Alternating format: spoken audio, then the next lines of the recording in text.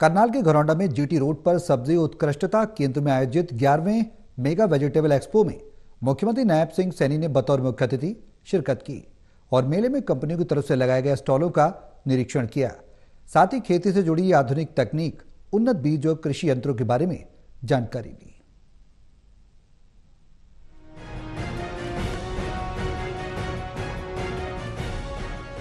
करनाल के घरौंडा में GT road पर सब्जी उत्कृष्टता केंद्र में आयोजित 11वां मेगा वेजिटेबल एक्सपो में मुख्यमंत्री नायब सिंह सैनी ने बतौर मुख्य अतिथि शिरकत की और मेले में कंपनियों की तरफ से लगाए गए स्टॉल का निरीक्षण किया।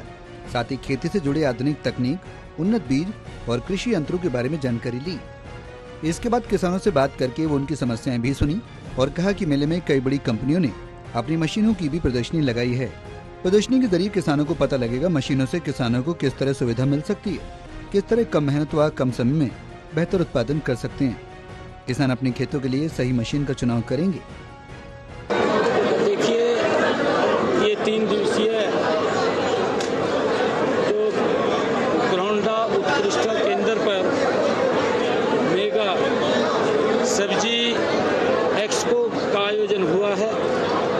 इस प्रकार के जो मेले लगते हैं उनका किसानों को नई नई तकनीक जानने का, उसके नज़दीक जाने का, उसको सीखने का ये मौका मिलता है और इससे हमारे किसान लाभान्वित होते हैं, उनकी इनकम बढ़ती है, उनका जो लाभ है उसका फसल चक्कर के अंदर उसको लाभ मिलता है। और सरकार भी इस प्रकार से हमने अभी बागवानी के क्षेत्र के अंदर भी एक बड़ा बजट इसके अंदर बढ़ाया है ताकि हमारा किसान इस बागवानी हॉर्टिकल्चर के अंदर और ज्यादा जुड़े। कार्यक्रम में सीएम सैनी ने कहा कि हरियाणा सरकार बागवानी को बढ़ावा देने के लिए कई महत्वपूर्ण योजनाएं चला रही है, जिनका उद्देश्य किसानों की आय बढ़ाना और उन्हें आधुनिक तकनीक से जोड़ना है। उन्होंने कहा कि बागवानी क्षेत्र में विस्तार हो रहा है।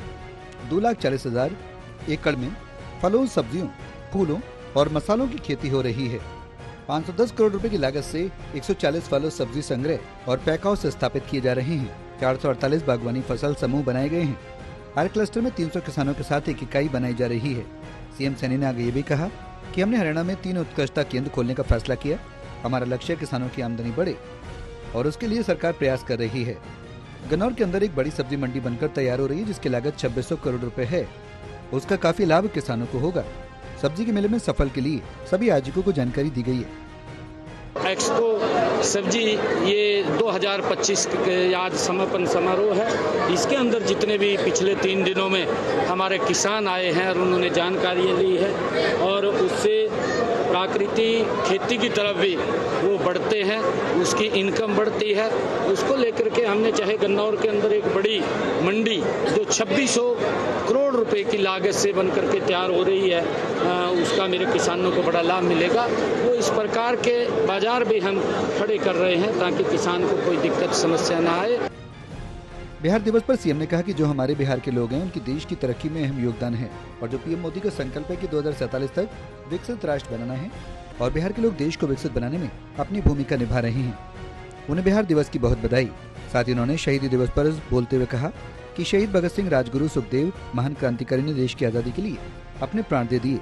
मैं उन्हें नमन करता हूँ, श्रद्धांजलि देता हूँ। उन्हीं के कारण हम खुली हवा में सांस ले रहे हैं। ये पूरे जो हमारे बिहार के लोग हैं जिनकी एक बड़ी भूमिका इस देश के विकास के अंदर है और देश के यशस्वी प्रधानमंत्री आदरणीय नरेंद्र मोदी जी ने जो संकल्प लिया है, जो आदरणीय प्रधानमंत्री जी ने एक सोच है कि 2047 तक हमने ये विकसित राष्ट्र बनाना है।